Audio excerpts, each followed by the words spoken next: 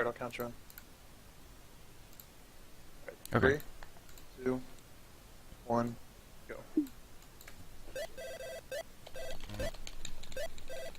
Okay, so this is Super Winning Game. I already said it's an independent game. Looks like an old school game. It's a really cool game. It looks like Legend of Zelda mixed with Mario, mixed with Pokemon, I guess, for the overworld. I don't know. It's pretty cool. But, it's overall a platformer game. You can't deal damage to anything in this game. All you can do is move around and jump at the beginning. But then we'll gain power-ups later on that'll allow us to do more stuff. So, right now, we actually play the game pretty backwards from what you would probably play casually. It's a kind of open world game, but at the same time it's kind of linear. But we're going to play it a little bit backwards, because it's just a lot faster this way. And we're going to skip some of the power-ups that are supposed to be unskippable, because it's just fast. So we're going to use a death here. As you saw, I just died there, but that was actually on purpose. It's for a death warp. All the bells in this game are checkpoints, so there's a ton of checkpoints in this game. Every bell is a checkpoint. And then, once you hit the checkpoint, then every time you die, you'll get teleported back as a checkpoint. So that's a big key part of the run, is death warping to checkpoints and not hitting bells, which we'll see a little bit later in the run.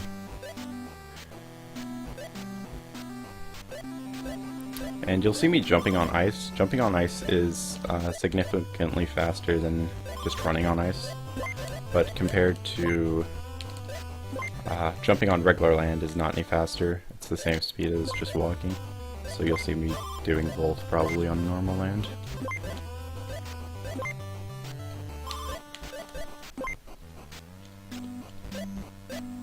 And everything in this game is like cycle based. I don't believe there's really any RNG in this run at all. It's pretty much all cycles which you can predict.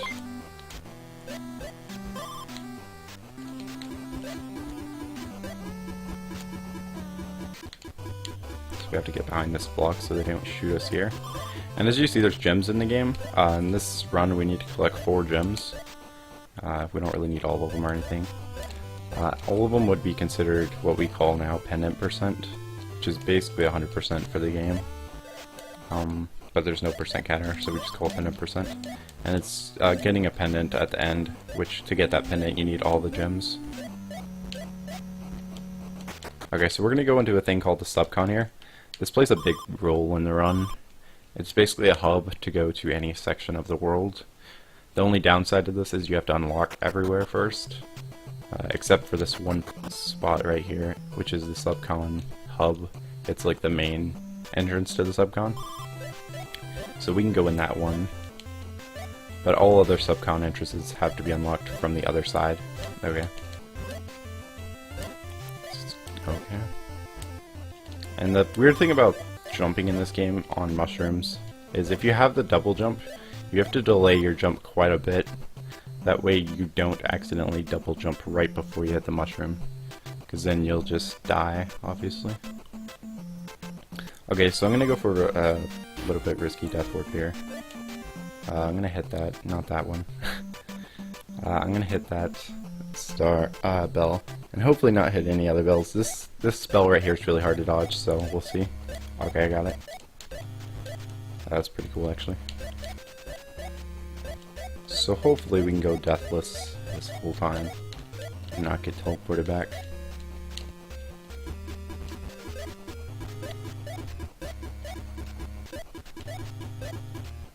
So we're gonna use a little jump here, which is really close to not making that jump, but luckily you can just barely make that jump.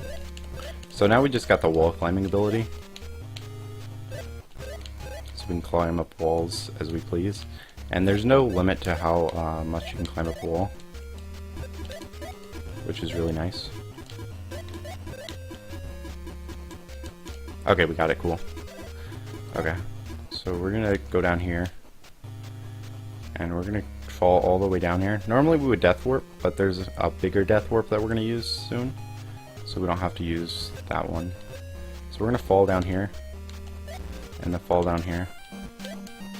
Okay, we didn't make that quite. that's fine. This just wasted like 5 seconds, I think, or something like that. Hopefully we can get this jump again. Okay, cool.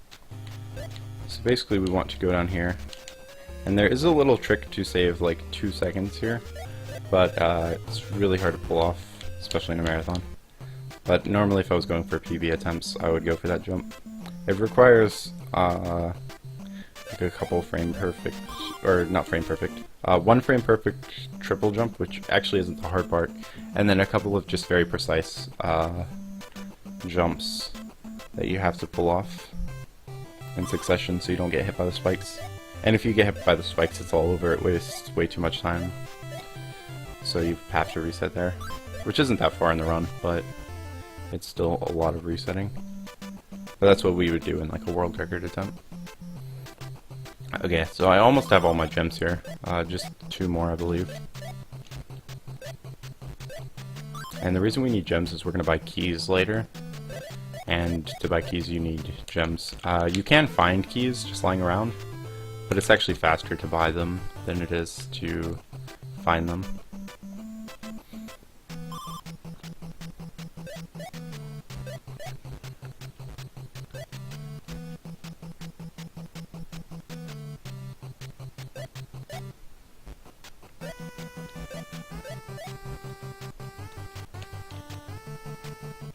Okay.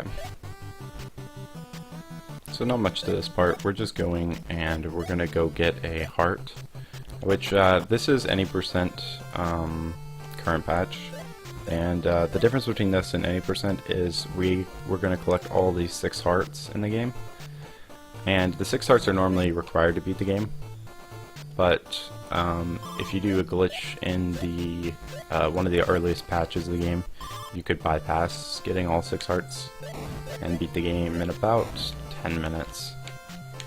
But with this route, it takes about 17 minutes to beat the game.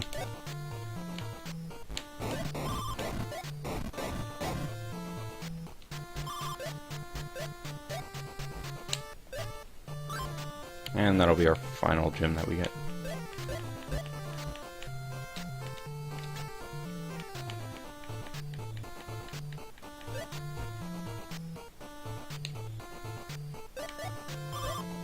Okay, so I'm gonna jump over here, get the bell, and then actually you can just jump through this spiky wall right here. And then there's actually invisible enemies here I'm trying to dodge. There we go, I got it. Okay, cool. There's invisible enemies there, which would normally spawn later, but due to us going to this area earlier than we should, then they haven't yet spawned. And the reason they haven't yet spawned is there's a mask that we are going to get, which will make all the invisible platforms and invisible enemies spawn. But we're going to get that now, instead of way before like we should have. So we're going to buy the keys here. Need 2 keys.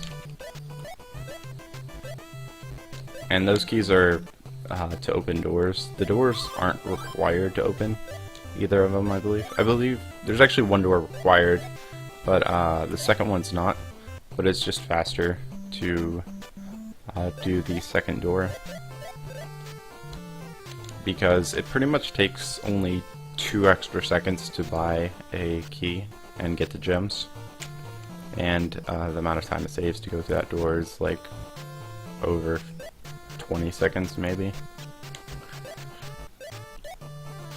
So we just went over all the top of the dungeon. That's actually like in the game to do that. It's not a glitch or anything, but it's really nice that they left that for us. Also, on all the doors, I open them and then press B afterwards. That's just a bit faster than pressing A afterwards. B just gets rid of the text immediately, whereas A scrolls through it. So going right there, there's a lightning thing, which we actually can't go through because we don't get that item to go through lightning thingies in the game. So we're just going to go to the left, jump on the invisible platforms, and then hopefully, there we go, jump over that guy without getting hit. Alright, so now we got the Arcadian's mask. which lets us open, well, it spawns invisible platforms and enemies, but most importantly, it allows us to open Arcadian's Mask doors, which is really important because there's a required door that we have to open with Arcadian's Mask, and that's what we'll be going to right now.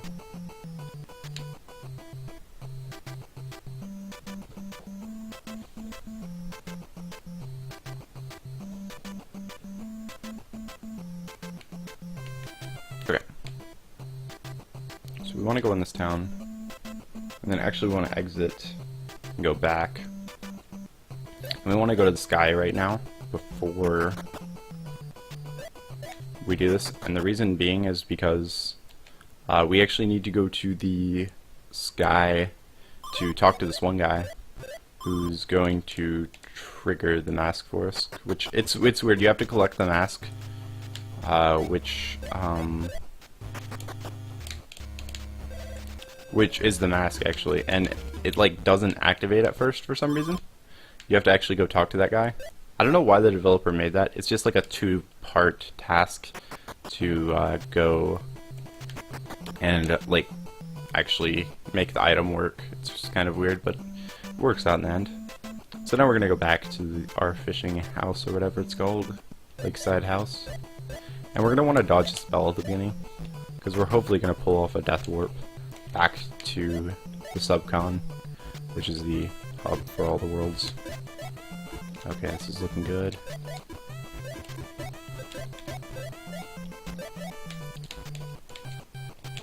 Okay, cool. So we need the Steel Skin Catalyst, which will let us go in poisonous water, which is like this. We're gonna death warp off that guy, enemy, and it warps us all the way back here, which is really nice. Okay, so now that we can go in poisonous water, it also lets us go in lava too, which is, I guess, the equivalent to poisonous water too. So what we're going to do is hit that bell, and then we're going to go to the water place, which pretty much all the water in this water area is poisonous. This is what normal water looks like, but you'll see poisonous water in a second. And you definitely need the Steel Skin Catalyst to go through all of it.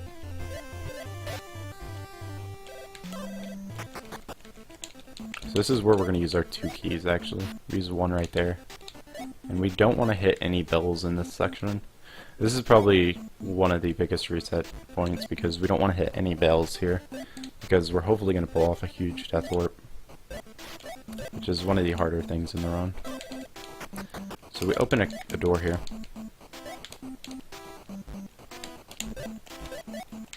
Okay, cool. That's one of the hardest parts. Okay. You don't want to get killed by anything because obviously you'll die and warp way back. And you don't want to hit any bells because then you can't pull the death warp off. And play it a little bit safe here. And make sure I don't get hit by any of these.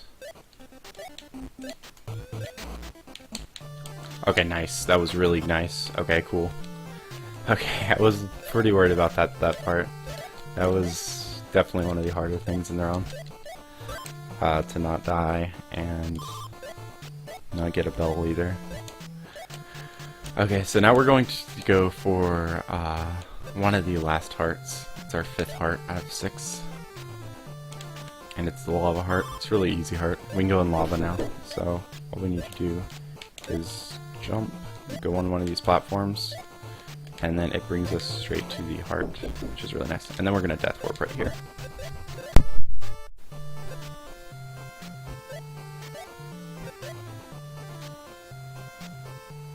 Can we get a donation? Oh yeah, go ahead and read the $5 donation. donation from Mollusk Loft. $1 for Dirtman12345 as gunner in FPL. $1 for Azasquid as captain. $1 for Rita Mita as the name in FPL. And $2 for the pink skateboard in Skate 2. Thanks for the donation, Mollusk Loft. Thanks for that. Okay, so now we're gonna go get our last heart in the game, which is the ice water heart. And Normally you would get this way earlier, but since we didn't go past it, except for when we didn't have our double jump or water ability, then we didn't get it then. And all you have to do is jump in the water, go through the spikes, because this game is good and lets you go through certain spikes. Fall down, and we're gonna go for a fast strat. Okay, we didn't get it. Basically, you jump right before you hit the spikes, and that allows you not to cling on the wall. Okay, we got it that time, because clinging on the wall wastes a few seconds. Okay, near the end of the run, we just have the end section left. So we collected all the hearts, and we have all the items we need to reach the end of the game. So now we just have to go to the end, which is, the end's called the Hollow King in this game. It's like the final realm of the game.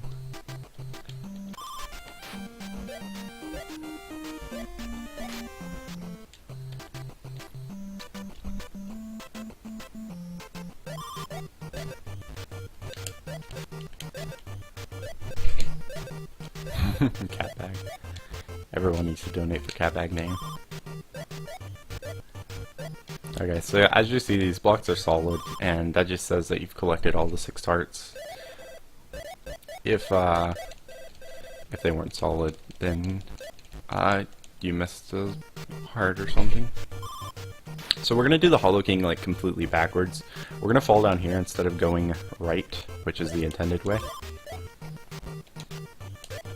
And we're gonna save a ton of time here compared to casually doing the Hollow King, because we do it completely weird. So we're gonna grab this bell here, and we're gonna trigger these platforms under it, and then death warp back up, and that allows us to jump on these platforms without having to go all the way around and under. And then we're gonna do a thing here called the Lewis jump, and I did not make that, so I'm gonna go for it one more time. Okay, did not make it. So I'm gonna go for the backup, which did not work either. There we go, got it. Basically, that jump works because if you fall off a ledge and then jump right as you're falling, you'll get a wall kick, plus you'll get the double jump. And if you time that just right, then you can get extra height and reach that ledge, even though you're not supposed to. Okay, so this is the Hollow King's heart, which is basically just a collectathon part of the game, I guess. Basically, you just want to hit all these hearts and turn them red, and then there's like 6 of them, I believe. So you turn them red, and then you just continue, and at the end, then the heart door will open, and you'll be able to finish the game. And time's coming up in just a minute, by the way.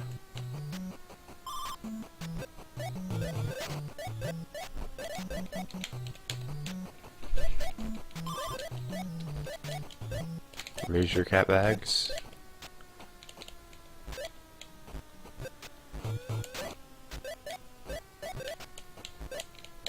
And the cool thing about this last enemy, or not the last enemy, just that enemy right there, is you can wall kick off that thing, and no matter how close he is, you actually won't hit him.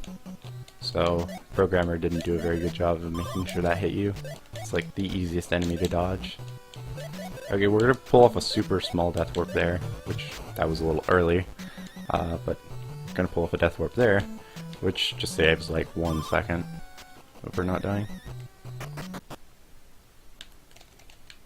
Is the estimate 40 minutes? Okay, so we're gonna talk to this guy, and that'll bring us to like the end of the game. So we're almost done with it.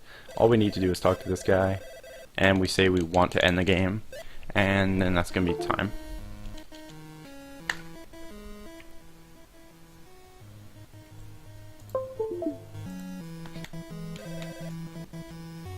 And these are just the credits. So what time did I get? 1926. Okay, not too bad. Sub 20. So that is super win the game for you guys. appreciate everyone letting me run. Appreciate you guys doing this marathon. You guys are awesome. And thanks for all the people that watch both my runs. And I guess I should just end my stream Up now. next,